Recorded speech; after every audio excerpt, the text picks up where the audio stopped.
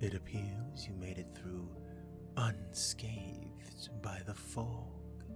You're just in time to listen to this week's story and get a reminder of a lesson that we've all learned, or a lesson we all should have learned. And that would be that you must be careful what you wish for. Now, gather around, come close, and listen to The Monkey's Paw by W. Jacobs.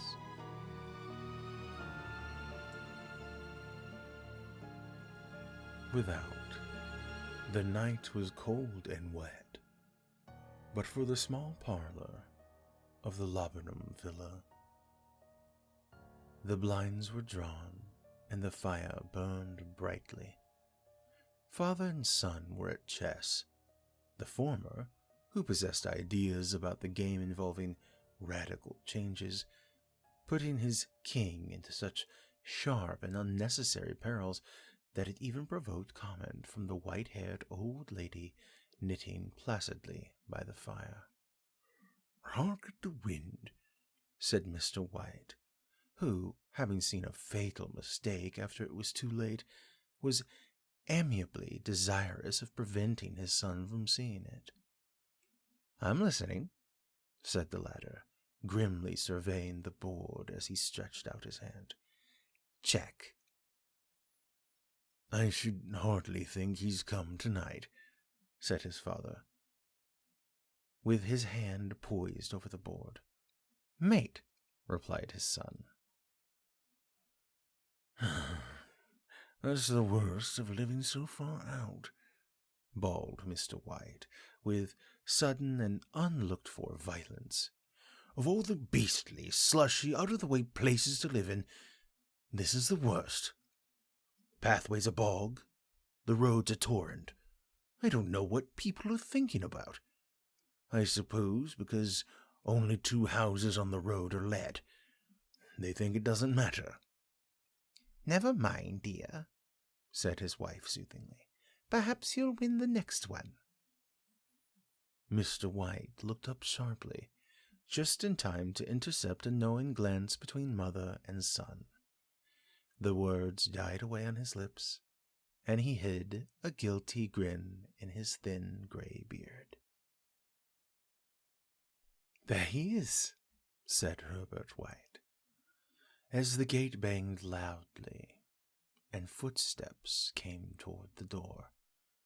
The old man rose with hospitable haste, and opening a door, was heard condoling with the new arrival. The new arrival also condoled with himself, so that Miss White said, "Tut, tut," and coughed gently as her husband entered the room, followed by a tall, burly man, beady of eye and rubicund of visage. "Sergeant Major Morris," he said, introducing himself.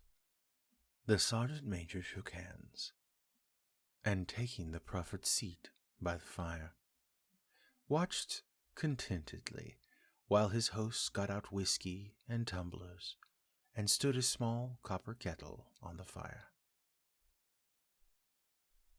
At the third glass, his eyes got brighter, and he began to talk, the little family circle regarding with eager interest this visitor from distant parts, as he squared his broad shoulders in his chair and spoke of strange scenes and doughty deeds, of wars and plagues and strange peoples. 21 years of it," said Mr. White, nodding at his wife and son. "When he went away, he was but a slip of a youth in a warehouse, and now look at him." "He don't look to have taken much harm," said Miss White politely. I'd like to go into India myself," said the old man. Just to look around a bit, you know." "Better you are here," said the sergeant major, shaking his head. He put down the empty glass and, sighing softly, shook it again. I should like to see those old temples and fakirs and jugglers," said the old man. What was that you started telling me the other day about a monkey's paw or something, Morris?" "Nothing," said the soldier hastily. "Leastways, nothing worth hearing." "Monkey's paw," said Miss White curiously. "Well, it's just a bit of, what you might call magic, perhaps," said the sergeant major off-handedly. His three listeners leaned forward eagerly. The visitor absent-mindedly put his empty glass to his lips and then set it down again. His host filled it for him. "Well, to look at it," said the sergeant major, fumbling in his pocket, "it's just an ordinary little paw, dried to a mummy." He took something out of his pocket and proffered at it. Miss White drew back with a grimace, but her son, taking it, examined it curiously. "And what is there special about it?" inquired Mr. White, as he took it from his son and, having examined it, placed it upon the table. "Well, it had a spell put on it by an old fakir," said the sergeant major.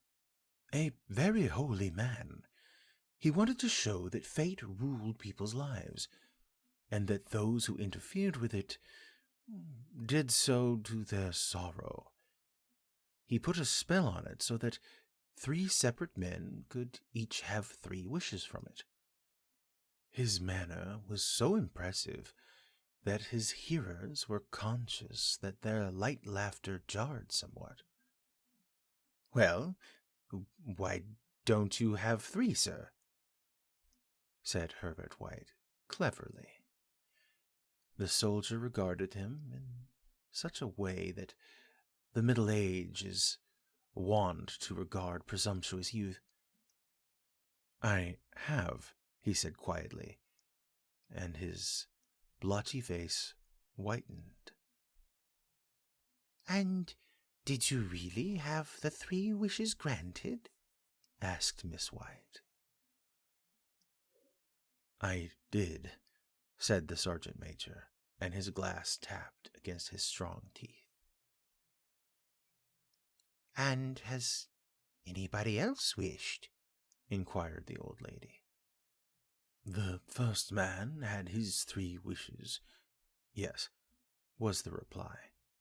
"I don't know what the first 2 were, but the third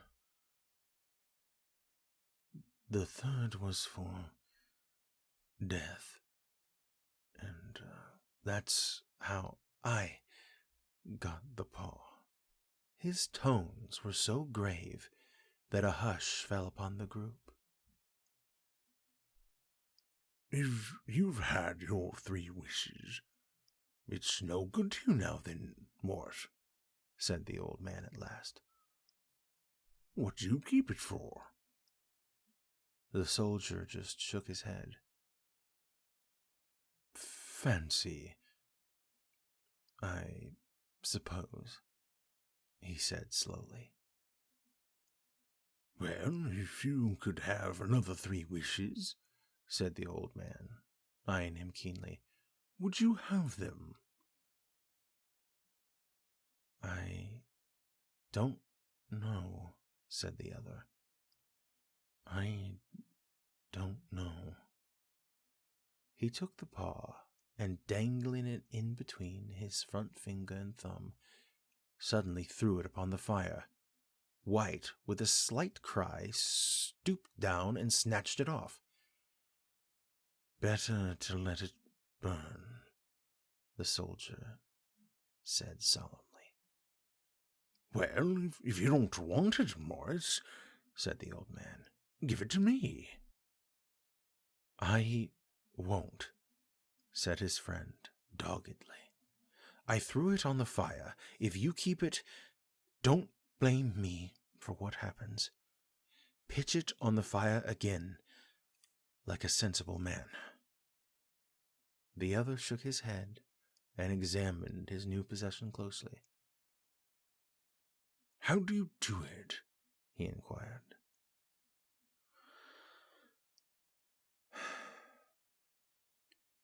"Hold it up in your right hand and whistle loud," said the sergeant major.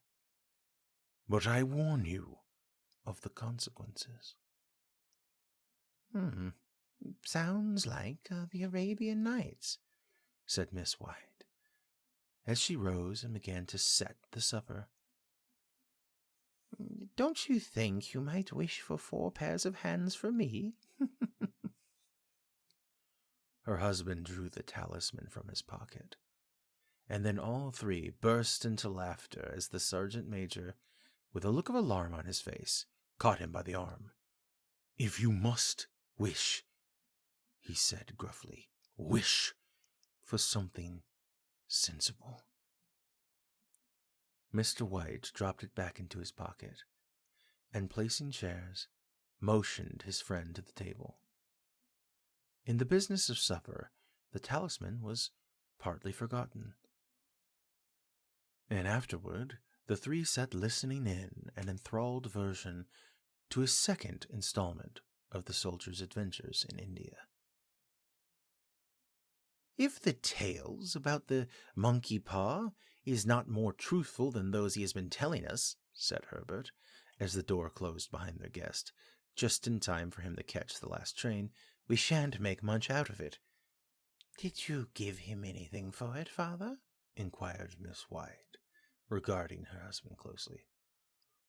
"A trifle," said he, coloring slightly.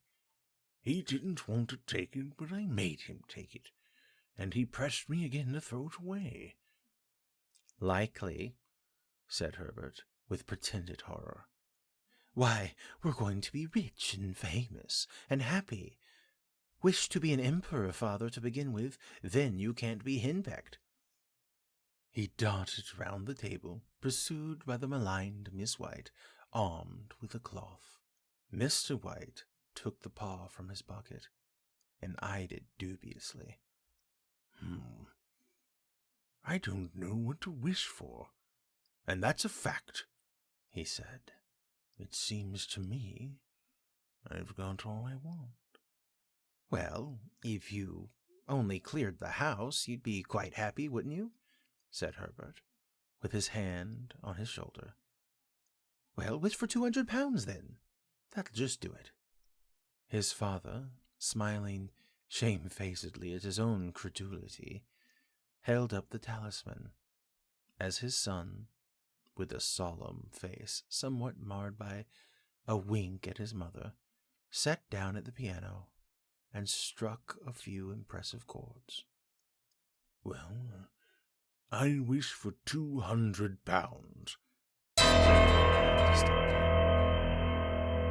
A fine crash from the piano greeted the words, interrupted by a shuddering cry from the old man. His wife and son ran toward him.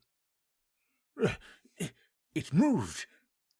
he cried, with a glance of disgust at the object as it lay on the floor. "As I wished it twisted in my hands like a snake."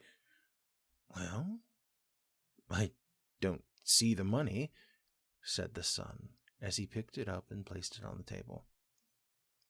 "And I bet we never shall." "It must have been your fancy, father," said his wife, regarding him anxiously. He shook his head. "Never mind, though. There's no harm done, but it gave me a shock all the same." They sat down by the fire again, while the two men finished their pipes. Outside, the wind was higher than ever, and the old man started nervously at the sound of the door banging upstairs. A silence, unusual and depressing, settled upon the three, which lasted until the old couple rose to retire for the night. "I expect you'll find the cash tied up in a big bag in the middle of your bed," said Herbert, as he bade them good night. "And something horrible squatting up on top of the wardrobe watching you as you pocket your ill-gotten gains." He sat alone in the darkness, gazing at the dying fire and seeing faces in it. The last face was so horrible and so simian that he gazed at it in amazement. It got so vivid that, with a little uneasy laugh, he fell upon the table for a glass containing a little water to throw over it. His hand grasped the monkey's paw, and with a little shiver, he wiped his hand on his coat and went up to bed. In the brightness of the wintry sun next morning, as it streamed over the breakfast table, Herbert laughed at his fears. There was an air of prosaic wholesomeness about the room which it had lacked the previous night, and the dirty, shriveled little paw was pitched on the sideboard with a carelessness which betokened no great belief in its virtues. "I suppose all soldiers are the same," said Miss White. "The idea of our listening to such nonsense! How could wishes be granted in these days? And if they could, how could £200 hurt you, father?" "Might drop on his head from the sky," said the frivolous Herbert. Morris, he said things happened so naturally," said his father, "that you might, if you so wished, attribute it to coincidence."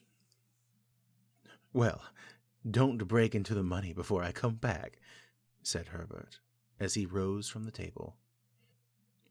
"I'm afraid it'll turn you into a mean, vicious man, and we shall have to disown you." His mother laughed, and following him to the door, watched him down the road and returning to the breakfast table. "Herbert will have some more funny remarks, I expect, when he comes home," she said as they ate dinner.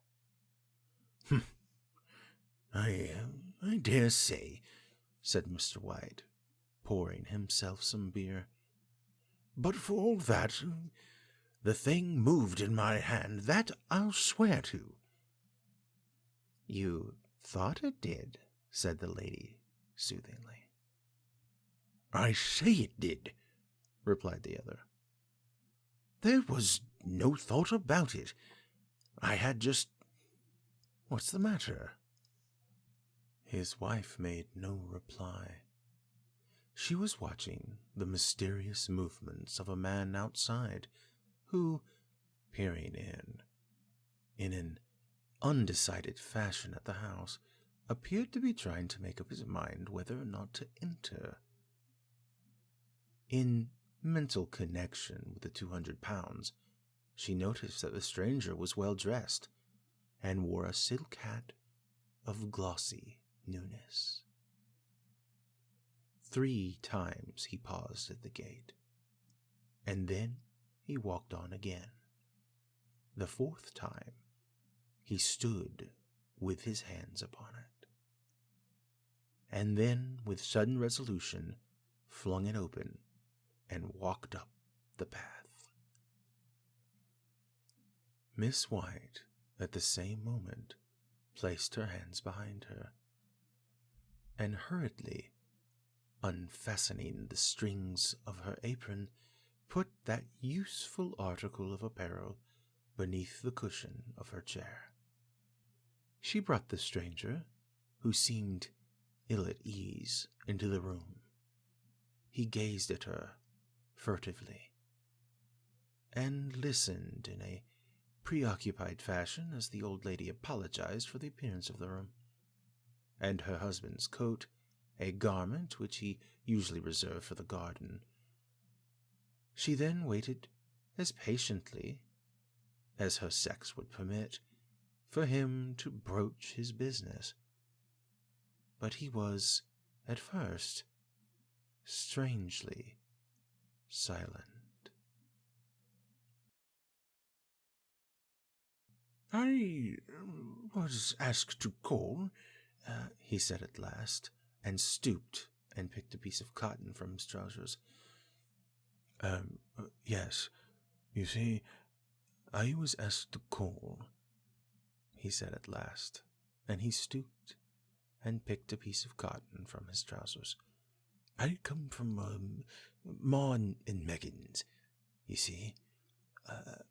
The old lady started. "Oh, why, is anything the matter?" she asked breathlessly. "Has anything happened to Herbert? What is it? What is it?"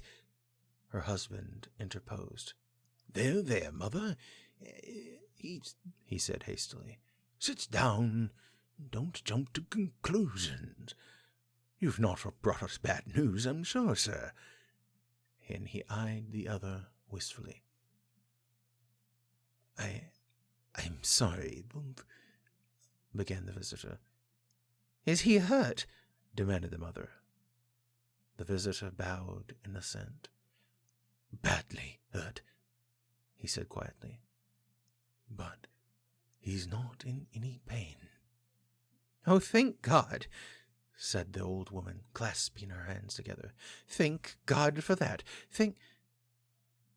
She broke off suddenly, as the sinister meaning of the assurance dawned upon her, and she saw the awful confirmation of her fears in the other's averted face. She caught her breath, and turning to her slower-witted husband, laid her trembling open hand upon his. There was a long silence.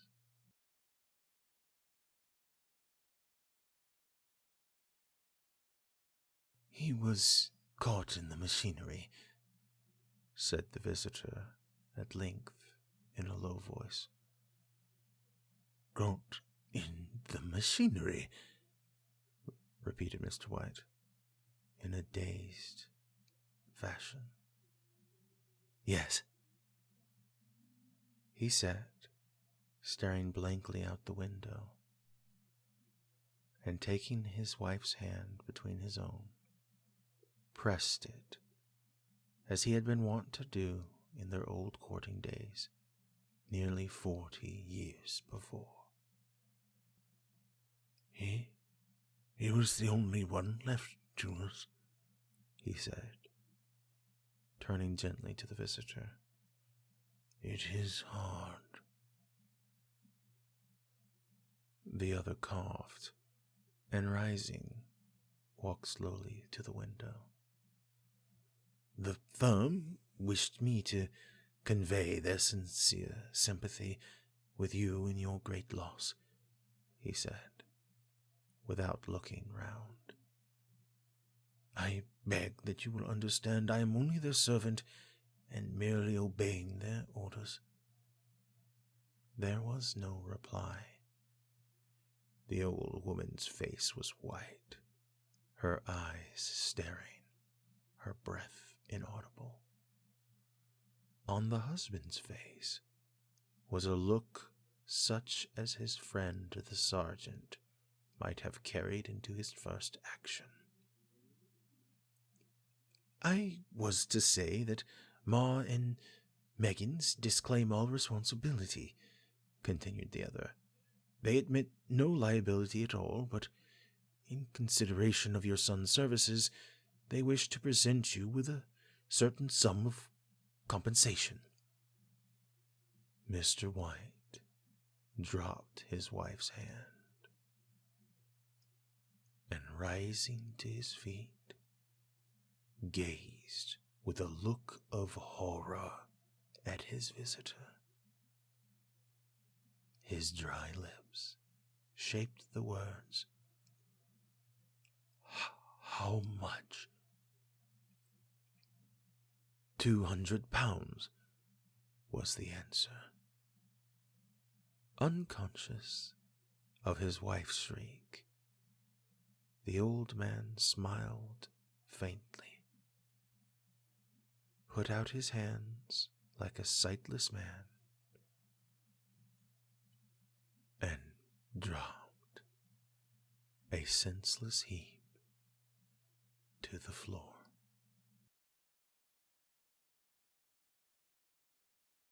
In the huge new cemetery, some 2 miles distant, the old people buried their dead and came back to a house steeped in shadow and silence. It was all over so quickly that at first they could hardly realize it, and remained in a state of expectation as though something else to happen. Something else which was to lighten this load, too heavy for the old hearts to bear. But the days passed, and expectation gave place to resignation. The hopeless resignation of the old, sometimes miscalled apathy.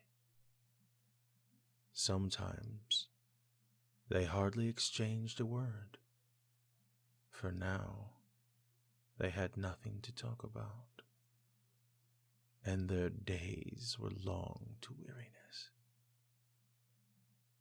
It was about a week after that the old man, waking suddenly in the night, stretched out his hand and found himself alone. The room was in darkness, and the sound of subdued weeping came from the window. He raised himself in bed and listened. Come back," he said tenderly. "You will be cold." "It is colder for my son," said the old woman, and wept afresh. The sound of her sobs died away on his ears. The bed was warm, and his eyes were heavy with sleep. He dozed fitfully, and then slept, until a sudden wild cry from his wife awoke him with a start. "The paw!" she cried wildly. "The monkey's paw!" He started up in alarm. Where is it? What's the matter?" She came stumbling across the room toward him. I want it," she said quietly. "You've not destroyed it?" "It's in the parlor, on the bracket," he replied, marveling. "Why?"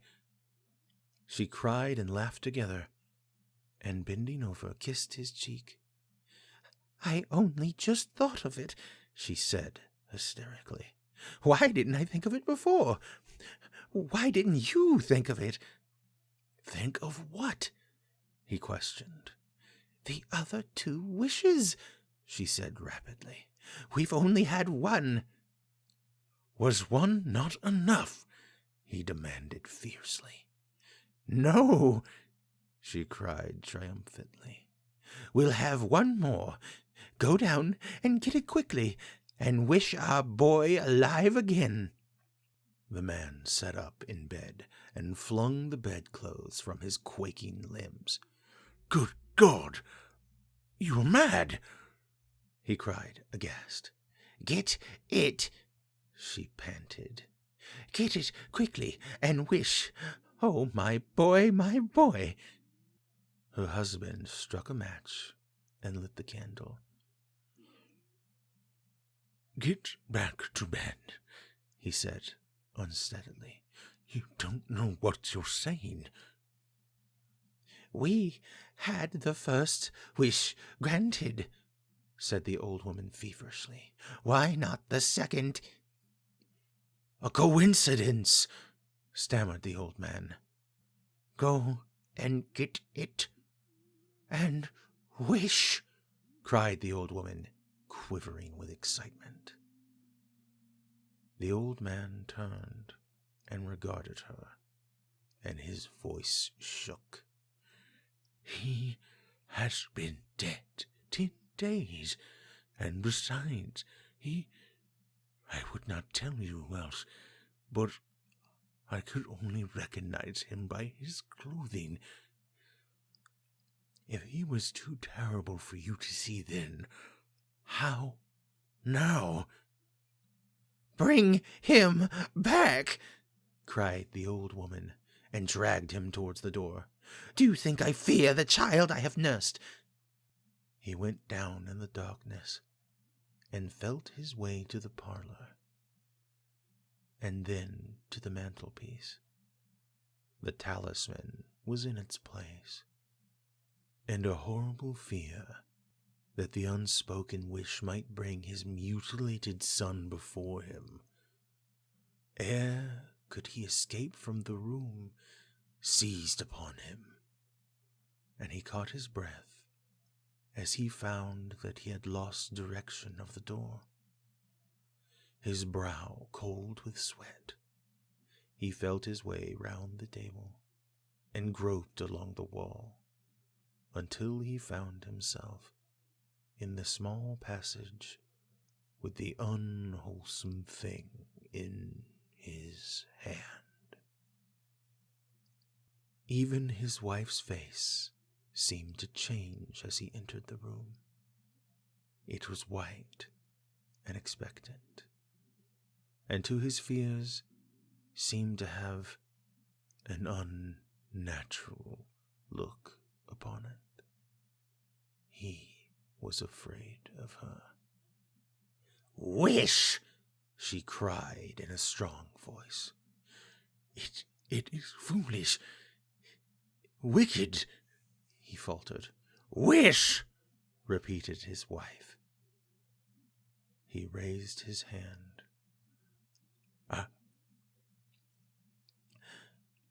I wish my son alive again."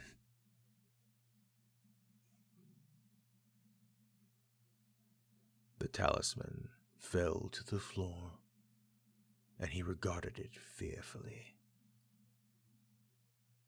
Then he sank, trembling, into a chair as the old woman, with burning eyes, walked to the window and raised the blind. He sat until he was chilled with cold, glancing occasionally at the figure of the old woman peering through the window. The candle end, which had burnt below the rim of the china candlestick, was throwing pulsating shadows on the ceiling and walls, until, with a flicker larger than the rest, it expired. The old man, with an unspeakable sense of relief at the failure of the talisman, crept back to his bed. And a minute or two afterward, the old woman came silently and apathetically beside him. Neither spoke, but both lay silently, listening to the ticking of the clock. A stair creaked, and a squeaky mouse scurried noisily through the wall. The darkness was oppressive, and after lying for some time, screwing up his courage, the husband took a box of matches. Striking one, went downstairs for a candle. At the foot of the stairs, the match went out, and he paused to strike another, and at the same moment, a knock, so quiet and stealthy as to be scarcely audible, sounded on the front door. The matches fell from his hand. He stood motionless, his breath suspended until the knock was repeated. Then he turned and fled swiftly back to his room. He closed the door behind him. A third knock sounded through the house.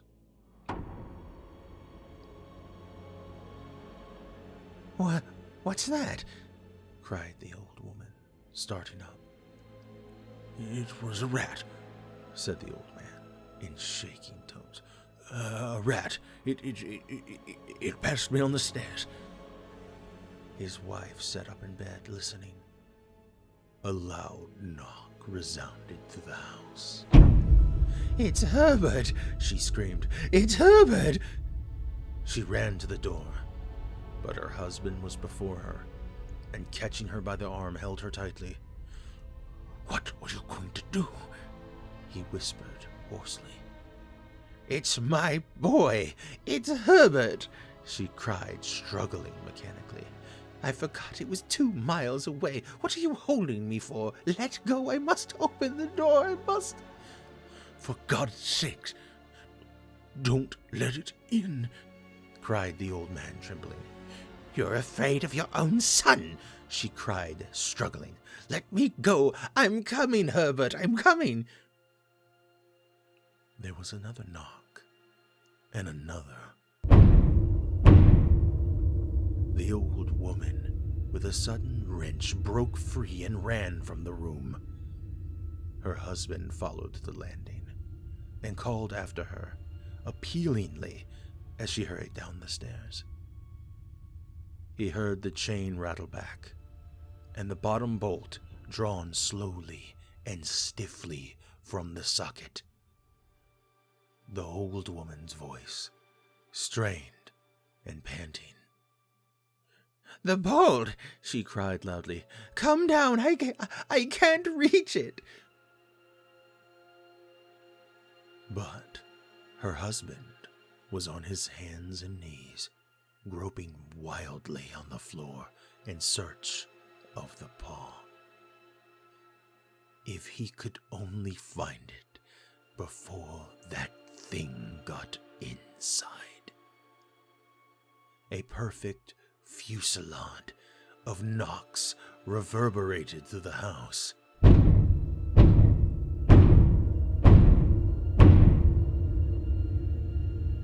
he heard the scraping of a chair as his wife put it down in the passage against the door. He heard the creaking of the bolt as it came slowly back. And at the same moment, he found it. He found the monkey's paw and frantically breathed his third and last wish. The knocking ceased suddenly, although the echoes of it were still in the house. He heard the chair drawn back and the door opened. A cold wind rushed up the staircase, and a long, loud wail of disappointment and misery from his wife gave him the courage to run down to her side, and then to the gate beyond. The street lamp, flickering opposite, shone on a quiet and deserted Rome.